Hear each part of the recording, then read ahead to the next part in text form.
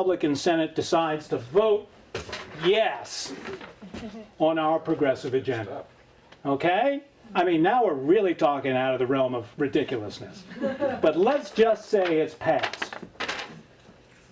What normally happens when it passes the Senate in the United States, in Washington? It goes to the president. Well, what's the first thing? The House has to pass a similar bill. Then what happens? There's a conference committee. There is no institutionalized conference committee process in Albany, period.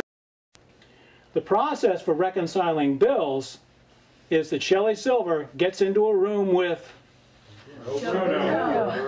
and they work out their differences, and then the final bill is brought to the floor of both the Assembly and the Senate for final passage.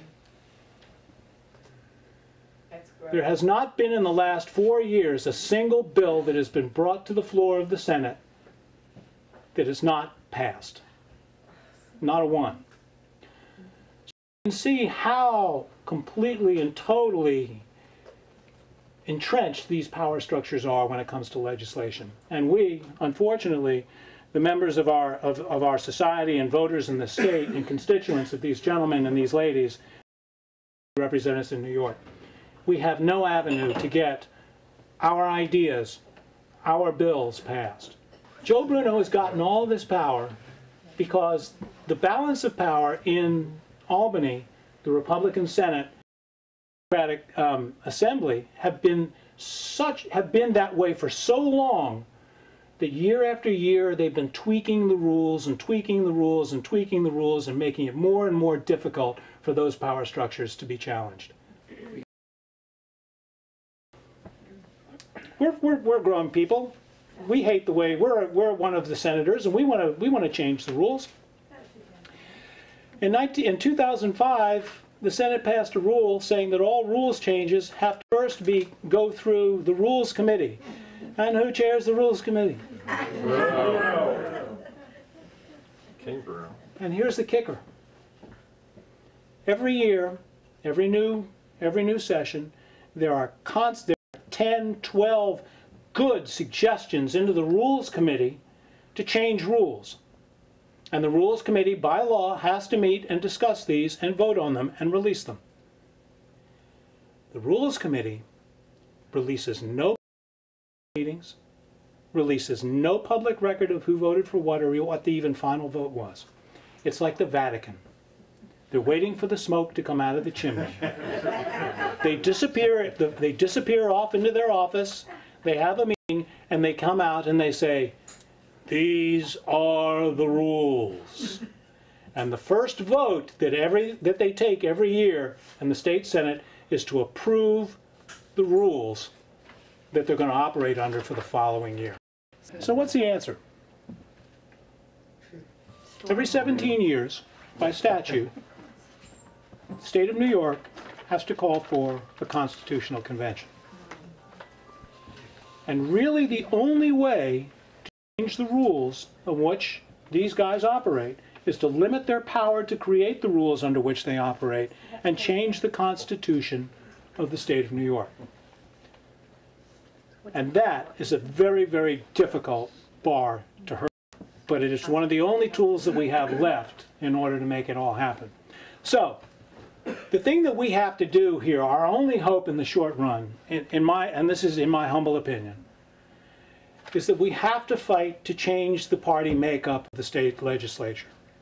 And the only way we're going to do that, unfortunately, is to flip the state Senate from Republican to Democrat. The first thing that we should be asking our state senators, Democratic state senators, when we take over the state Senate is, will you support rules reform so that the people of New York have a voice in the legislature? Rules reform is the biggest issue in terms of New York state government and should be the #1 issue that people run.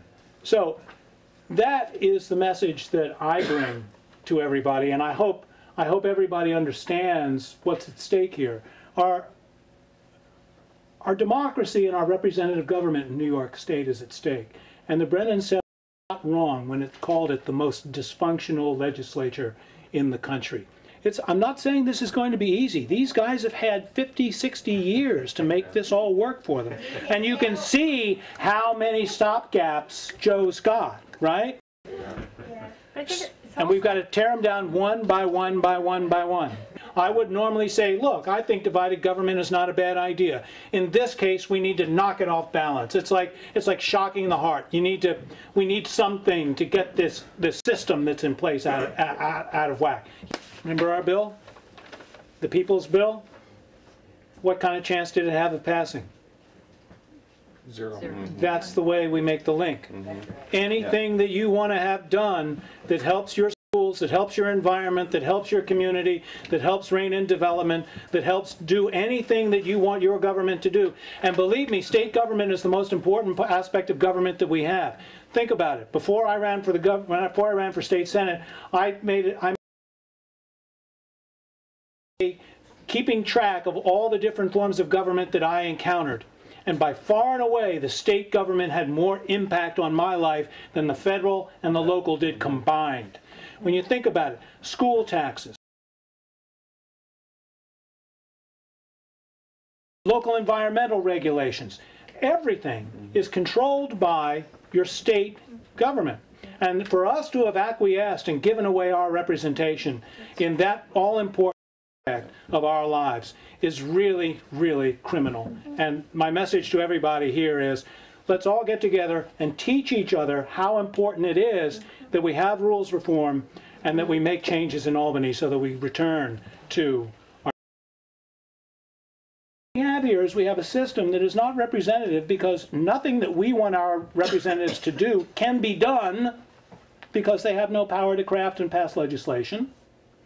And the only thing that we do is we vote for the guys to bring us back at the whim of the power structure in Albany. This is not democracy. This is not representative government.